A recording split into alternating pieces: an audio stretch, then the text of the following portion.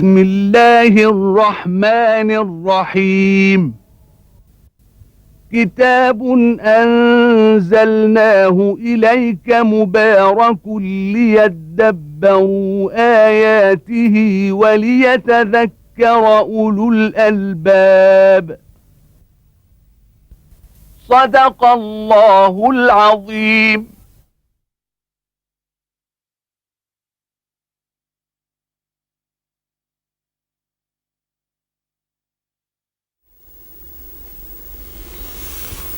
الحمد لله رب العالمين، وأصلي وأسلم على عبد الله ورسول الأمين سيدنا ونبينا محمد وعلى آله وأصحابه ومن اهتدى بهديه وعمل بسنة يوم الدين. وبعد، فيقول الله تبارك وتعالى: والذين صبروا ابتغاء وجه ربهم وأقاموا الصلاة وأنفقوا مما رزقناهم سرا وعلانية ويدرؤون بالحسنة السيئة أولئك لهم عقبى الدار جنات عدن يدخلونها ومن صلح من آبائهم وأزواجهم وذرياتهم والملائكة يدخلون عليهم من كل باب سلام عليكم بما صبرتم فنعم عقبى الدار. هذه الآيات من سورة الرعد في سياق بيان الله تبارك وتعالى صفات أولي الألباب الذين استجابوا لربهم سبحانه وتعالى، بعد أن ضرب الله تبارك وتعالى مثل لهؤلاء وهؤلاء وعقد مقارنة بين هذا وهذا لنتعظ. قال: أفمن يعلم أنما أنزل إليك من ربك الحق كمن هو أعمى؟ ما يمكن يكون هذا مثل هذا. فمن علم أن الذي جاء النبي من الله له هذا الكتاب القرآن والوحي الموحى إلى النبي هو الحق، واتبع هذا الطريق وعرف النور وسار فيه في هذا الصراط الذي آخره جنة الرب تبارك وتعالى ورضوانه، الذي يجنب المؤمن كل الويلات والشرور في الدنيا والآخرة، وأكبر هذه الشرور في الآخرة النار الموقدة.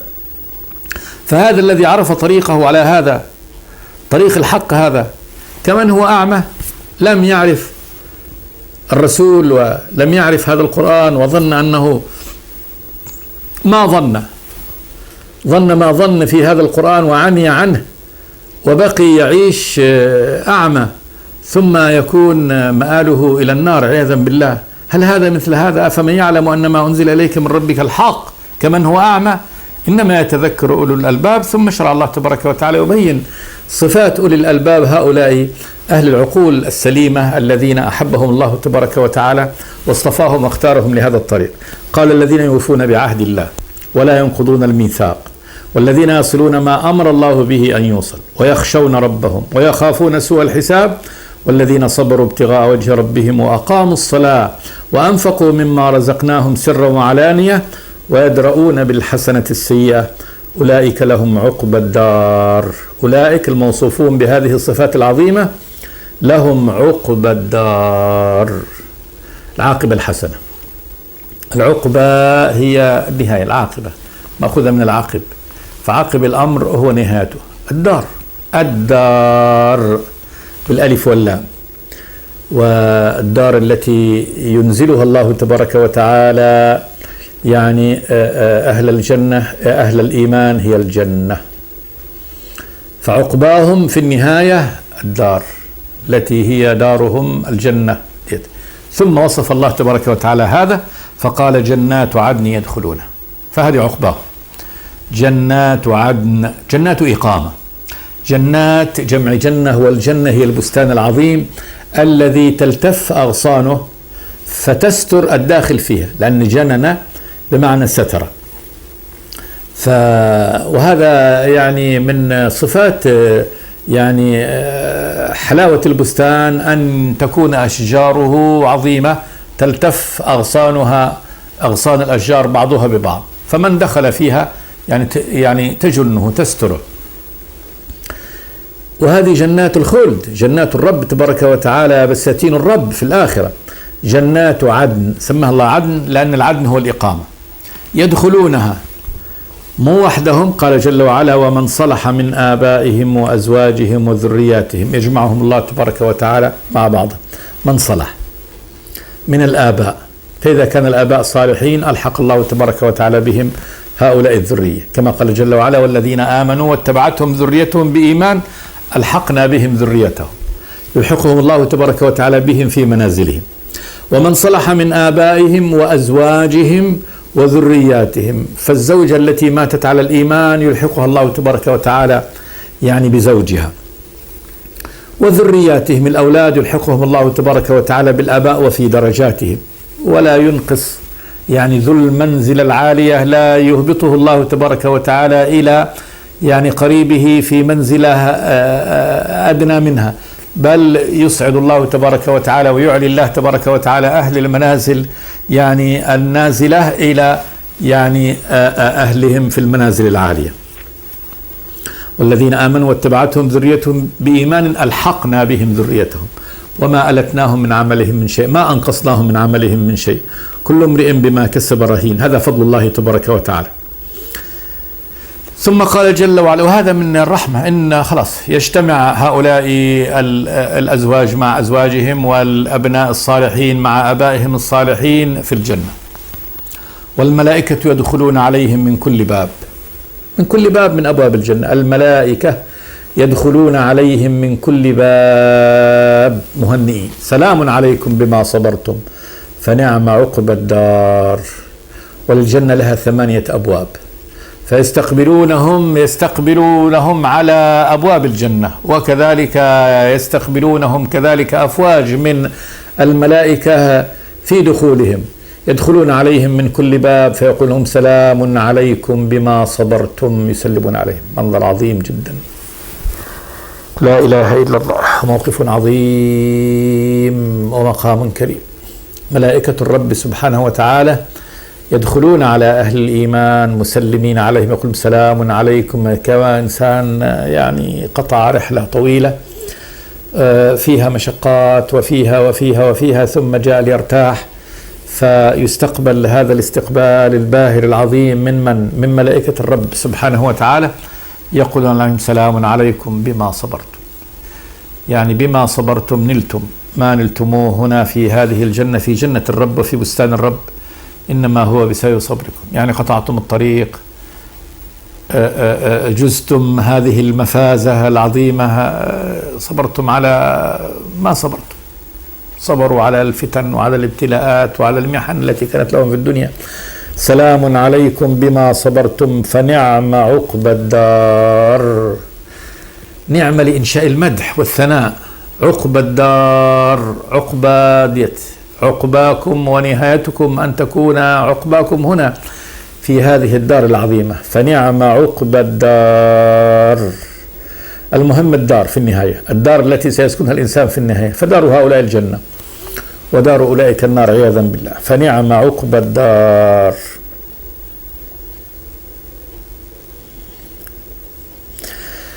جنات عدن يدخلونها ومن صلح من آبائهم وأزواجهم وذرياتهم والملائكة يدخلون عليهم من كل باب سلام عليكم بما صبرتم فنعم عقبى الدار. هؤلاء هم أهل الإيمان، نسأل الله تبارك وتعالى أن يجعلنا وإخواننا المؤمنين منهم. ثم قال جل وعلا، ده الصنف الثاني يعني، والقرآن مثاني، والقرآن بصائر، فيبصر الله تبارك وتعالى بطريق أهل الهدى ويبصر كذلك بطريق أهل الضلال. قال جل وعلا، والذين ينقضون عهد الله من بعد ميثاقه، ونقضه قطعه وفكه. عهد الله ما عاهد الله تبارك وتعالى عليه من بعد ميثاقه، من بعد توثيقه وتأكيده، ويقطعون ما أمر الله به أن يوصل، كل الذي أمرهم الله أن يصلوه من الإيمان به والإيمان برسوله وطاعته والإحسان إلى من أمر العبد بالإحسان إليهم من الوالدين ومن الأرحام، ويقطعون ما أمر الله به أن يوصل، ويفسدون في الأرض. أنواع الفساد، السرقة فساد، الزنا فساد، قتل النفس من أعظم الفساد، هلاك الذرية، هلاك الحرث، هلاك النسل، كل معصية تقع في الأرض هي فساد. والله تبارك وتعالى يأمر بالصلاح والعمارة وهذا ديت كل ما هو من معاصي الرب تبارك وتعالى إنما هو فساد، وبعض هذا الفساد بعضه يعني أكثر من بعض. وأعظم الفساد الشرك بالله تبارك وتعالى. أعظم فساد يقع في الأرض هو الشرك بالله، لأن إيقاع عبادة لغير الله تبارك وتعالى موجودة في غير محلها. والعبادة أشرف الأعمال، أشرف أعمال الإنسان أن يعبد، ولا يستحق العبادة إلا خالقه ورازقه ومولاه سبحانه وتعالى، خالق السماوات والأرض. فإذا وضعها في من لا يستحق العبادة من شمس أو قمر أو نجم أو بشر، يبقى وضعها في غير محلها، ما يستحقها. هذا لا يستحق سجود ولا ركوع ولا خشية ولا إنابة. كيف يوضع هذه العبادة في غير الرب سبحانه وتعالى؟ فساد في الأرض، فيقع الفساد ويفسدون في الأرض. قال جل وعلا: أولئك لهم اللعنة. أولئك الموصوفون هؤلاء بهذه الصفات لهم اللعنة، الطرد من رحمة الله تبارك وتعالى. لأن اللعنة في لغة العرب هي الطرد من القبيلة والانتفاء، نفي الشخص ذو الجرائر والجرائم من القبيلة. قبيلة إذا كان شخص تكثر إساءاته وجرائره وجرائمه على القبيلة ويجيب لها العار، يحق لها العار، تقوم القبيلة تخرج وتقول لسائر القبائل في العرب: فلان ابن فلان هذا منا، نحن لعناه يعني طردناه منا، ما هو خلاص ديت. فمن دونكم إياه يعني إذا فعل شيئا فعليه. واللعن في كلام الله تبارك وتعالى، من لعنه الله تبارك وتعالى هو الذي يعني طرده الله تبارك وتعالى من رحمته ومن عنايته ومن ولايته، أخرجه الله تبارك وتعالى من ولايته ومن حفظه ومن رعايته والانتساب إليه أن يكون عبدا لله، أخرجه منه، كما لعن الله تبارك وتعالى إبليس ولعن كل من تبعه. أولئك هم لهم اللعنة ولهم سوء الدار. سوء الدار، الدار السيئة، أسوأ دار النار. لا دار يسكنها الإنسان أسوأ من هذه الدار. ممكن نقول هذه الدار مثلا في الدنيا دار ضيقة، فهي سيئة لضيقها، سيئة لنتنها، فيها زبل، فيها نتن، سيئة لجيرانها، سيئة خلي أي سوء تسمى دار سيئة. لكن لا أسوأ من سكن النار عياذا بالله، أن يسكن الإنسان في دار اللي هي جهنم، النار. ما في أسوأ منها، لا يوجد دار أسوأ من هذه الدار التي إذا دخلها الشخص أغلقت عليه إغلاقا لا ينفتح بعد ذلك. إنها عليهم مؤصدة في عمل ممد، ويبقى فيها كل ألوان العذاب موجودة، التي إذا لو انفرد واحد منها قتله لكنه لا يقتل، يموت به. النار لو انفرد العذاب بها بالشخص يموت لحظات لكنه لا يموت. السم الهاري الذي يهري يعني أمعاءه ويقطع أمعاءه من الزقوم أو من هذه الأشربة المتنوعة. وآخر من شكله أزواج، من شكل هذه الأشربة التي تقطع الأمعاء، أزواج ألوان، ولكن لا، كما قال الله: ويأتيه الموت من كل مكان وما هو بميت ومن ورائه عذاب غليظ. فبئست الدار هذه الدار. يقول الله: لهم اللعنة، طرد من رحمة الله، وأن الله تبارك وتعالى خلاص إذا طردهم من رحمته لا يقبل فيهم شفاعة، ولا يقبل منهم صراخ مهما صرخوا واستغاثوا فإنهم لا يغاثون، بل يزاد لهم العذاب مع الاستغاثة. كلما استغاثوا كلما يعني زيد لهم في العذاب. وإن يستغيثوا يغاثوا بماء كالمول يشوي الوجوه، بئس الشراب وساءت مرتفق. وإن دعوا على نفسهم بالهلاك مرة يقال لهم ادعوا 1000 مرة ولن يستجاب لكم. وقالوا: يا مالك ليقضي علينا ربك، قال: إنكم ماكثون. لا تدعوا اليوم ثبورا واحدا وادعوا ثبورا كثيرا. لا تدعوا اليوم ثبورا واحدا يعني على نفسكم، الثبور هو الهلاك، بأن يعني أهلكنا فيقول: لا، ادعوا ما تشاءوا وادعوا ثبورا كثيرا. فهذه لا دار أسوأ عياذا بالله تبارك وتعالى من هذه الدار. أولئك لهم اللعنة ولهم سوء الدار.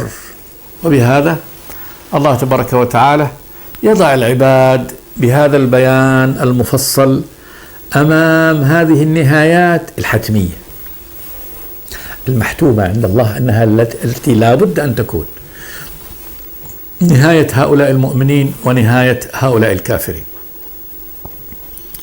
ثم يردنا الله تبارك وتعالى مرة ثانية بعد هذا البيان في الآخرة إلى الدنيا، فيقول جل وعلا: الله يبسط الرزق لمن يشاء ويقدر وفرحوا بالحياة الدنيا وما الحياة الدنيا في الآخرة إلا متاع. لما يكفر الناس بربهم؟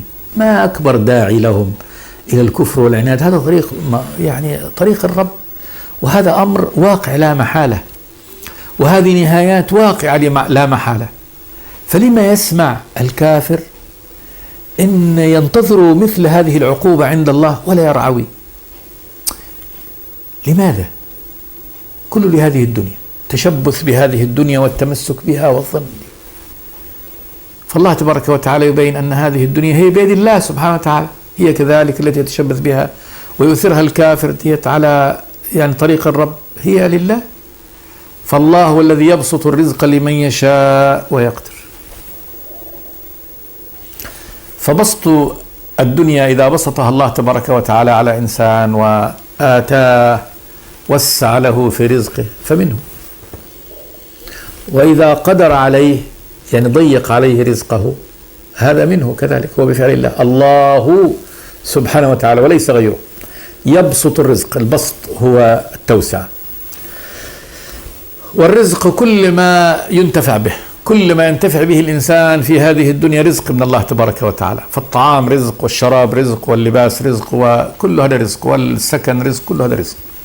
فالله يبسط الرزق لمن يشاء ويقدر، يضيق على من يشاء. قال جل وعلا: وفرحوا بالحياة الدنيا. كافر والمنافق يفرح بالدنيا إذا بسط له في هذا الرزق، يفرح بها، هذا من جهله يفرح بها الفرح الذي يجعله ينسى الآخرة ولا يعمل الآخرة، وتجعل هذا كل همه وكل غايته في هذه. قال جل وعلا: وما الحياة الدنيا في الآخرة إلا متاع. الحياة الدنيا مهما كانت في الآخرة بالنظر إلى الآخرة والجنة متاع، كمتعة زائلة صغيرة بجوار حياة دائمة فيها كل أنواع السرور لا تنقطع ولا تنتهي. فمن يفضل أن يتمتع لحظات ويؤثر هذا على حياة دائمة في السرور بلا انقطاع؟ فلو كان إنسان يأخذ هذا يستبدل لحظة يوم في متاع الدنيا عن الحياة الخلود أبدا، يبقى لا عقل له، لا فهم له. فكيف إذا والقسمة أيضا ليست هذه فقط، بل إن هذا الذي يأخذ هذا المتاع مش فقط أنه يضيع عليه الذي يؤثر متاع الدنيا لا يضيع عليه نعيم الآخرة فقط، بل يكون مآله النار ثاني، هذا أمر آخر، بل يكون مآله إلى النار. فلو كان ليست هناك نار ولا يعذب فيها الكافر، وإنما الكافر استبدل متعته في الدنيا عن حياته الحقيقية، حياة العظيمة في الآخرة، لكان هذا دليل على ضعف عقله وعلى عدم فهمه. فكيف والحال أنه سينتقل من هذا المتاع الدنيوي إلى النار عياذا بالله؟ هذا أشر وأكبر. الله يبسط الرزق لمن يشاء ويقدر وفرحوا بالحياة الدنيا وما الحياة الدنيا في الآخرة إلا متاع. ثم قال جل وعلا: ويقول مرة ثانية: ويقول الذين كفروا لولا أنزل عليه آية من ربه. نفس المقالة يقولون. هذا تعجيب. الله تبارك وتعالى يعجب من حال الكافر الذي الله تبارك وتعالى يأتيه بكل هذه الآيات، هو موجود في آيات الرب تبارك وتعالى، بل وجوده هو آية من آيات الرب. فإن حياته وكيانه وقيامه كل هذا من آية من آيات الرب، آيات أن له خالق بارئ، وأنه لا يمكن أن يكون خلق هذا الخلق بدون هدف وبدون غاية، يستحيل هذا. يعني الله أقام الكافر في كل هذه الآيات مما يراه أمامك وراءك عن يمينك عن شمالك ما يسمعه، كل هذا الخلق آية، كل هذا آية من آيات الله تبارك وتعالى. هذه الآيات المنظورة، ثم الآيات المسموعة، الرسل الذين جاءوا بهذه الآيات الواضحات البينات بينوا طريق الرب أتم البيان. قالوا للناس يا ناس احنا مرسلين من الله، الله هو خالق هذه السماوات والأرض، الله يدعوكم إلى هذا الطريق، هذا طريقه، ثم تفصيلات هذا الطريق بالدقة والإحكام. ونزلنا يعني إليك الكتاب تبيانا لكل شيء، مبين لكل شيء، كل ما يريده الرب تبارك وتعالى منا بينه وفصله. ايش تبي تاني؟ ما الذي تريد أيها الكافر؟ بيد تريد على آية على ماذا؟ قال جل وعلا ويقول الذين كفروا لولا أنزل عليه آية من ربه. بعد كل هذه الآيات على صدق الرسول، قل إن الله يضل من يشاء ويهدي إليه من أناب. هنا الجواب يعني بأن أن يعني الذي ضل هذا عن آيات الرب تبارك وتعالى فإنما ضل بمشيئة الله عز وجل. قل إن الله يهدي من يشاء. وهذه أعظم الآيات، وهذه أعظم الآيات، أن يعني طريق الرب من أوضح الواضحات، ومن أبين المبينات، هو أبين من الشمس يعني في رابعة النهار، ومع ذلك يعمى عنه الكافر. كيف إنسان يعمى عن وجود الشمس؟ لازم هناك سر عظيم، أمر عظيم جدا. الله يخبر بهذا، بأن هذا الكافر الذي ضل عن هذه الآيات العظيمة هو من الله سبحانه وتعالى. قل إن الله يضل من يشاء. فمع وضوح الحجج والبينات والآيات إلا أن الكافر يعمى عليها. هذه أعظم آية، هذه أعظم آية، ضلال الكافر عن طريق الرب. شلون آية؟ لأن هذه مع وضوحها، شوف هذا كافر عنده عقل وعنده فكر وعنده نظر، ولكنه ما يؤمن ورايح للنار. يحذر، يقول انت ذاهب الى جهنم، طريقك هذا يؤدي الى النار حتما وصدقا، ولكنه يظل اعمى وماشي بيه. يبقى اذا في سر اخر، في شيء هذا. ليش هذا تغطى قلبه بهالشكل؟ ليش ما ينظر؟ ليش ما يسمع؟ يبقى هنا في سر. هذا السر هذا الله هو الذي اضله على هذا النحو. ولماذا اضله؟ بين الله تبارك وتعالى. ليش يضله؟ لانه عندما يرى الحق يريه الله تبارك وتعالى الحق ويعلم انه حق ويبطل فيه ما يريده، خلاص يأتيه الضلال فيجعله الله تبارك وتعالى يسير في طريق الضلال ويذهب بقدميه إلى النار يضحك. صير النار خلاص أمامه وهو يضحك. إنه كان في أهله مسرورا، إنه كان في أهله مسرورا، إنه ظن أن لن يحور، فيسير يمشي في طريق النار وهو يضحك من فعل الرب جل وعلا، فعل الله تبارك وتعالى به. قل إن الله يضل من يشاء، آية من آيات الله عز وجل، ويهدي إليه من أناب. هذه آية كذلك، أن الله تبارك وتعالى يهدي إليه من أناب رجع والتجأ إلى الله تبارك وتعالى. كل من أناب إلى الله تبارك وتعالى نجد أن الرب يهديه، وقد يكون أضعف فهما وأضعف عقلا لكن يهديه. يعني كم من الناس تجد عقولهم تزن الجبال لكن الله أضلهم، وكم من الناس تجد أن مستواهم في الفهم والذكاء أقل من هؤلاء الدهاة العباقرة، لكن الله تبارك وتعالى هداهم إلى هذا الطريق. ويتذكر الرب يخاف ويبكي ويتمسك بالدين ويخاف أن يحيد ولو أنمل عن طريق الرب سبحانه وتعالى. آية من آيات الله عز وجل. الله هو الذي هداه، الله سبحانه وتعالى هو الذي هداه لأنه أناب إلى الله تبارك وتعالى. فعندما يهدي الله تبارك وتعالى أمثال بلال وعمار وصهيب وسمية ومن على شاكلتهم من يعني الضعفاء والمساكين، ويحرم أمثال أبو الحكم بن هشام، سعيد، العاص بن وائل السهمي، أمية بن خلف، ناس كما قال عمرو بن العاص يقول كانت تزن حلومه الجبال، شخص داهية من الدهاة، عقل عظيم راجح. لكن هؤلاء أهل العقول الكبيرة، هؤلاء أضلهم الله تبارك وتعالى. وهؤلاء لعلهم ربما في الفهم وفي العلم وفي المعرفة بشؤون الحياة أقل من أولئك بكثير، لكن هؤلاء هداهم الله تبارك، لأنهم لما عرفوا أن هذا الحق، عرفوا أن هذا رسول الله، اتبعوه واستجابوا له. وأولئك عرفوا أن هذا رسول الله لكن ما استجابوا. كيف نتبع هذا احنا وبني هاشم يقولوا منا نبي ما نطيعه. القرآن هذا لو كان نزل على شخص أفضل من محمد كنا اتبعناه، لولا نزل هذا القرآن على رجل من القريتين عظيم.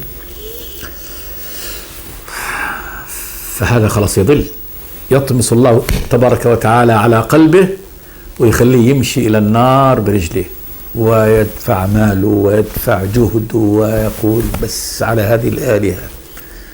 وقال الملأ منهم أن امشوا واصبروا على آلهتكم إن هذا لشيء يراد، ويعرف إنها باطلة وإنها ما تنفع، لكن يظل متمسك بها. آية من آيات الله عز وجل. يعني إضلال الكافر آية مع عقله ومع فهمه ومع ديت. كما قال تبارك وتعالى عن عاد وثمود، قال وعادا وثمود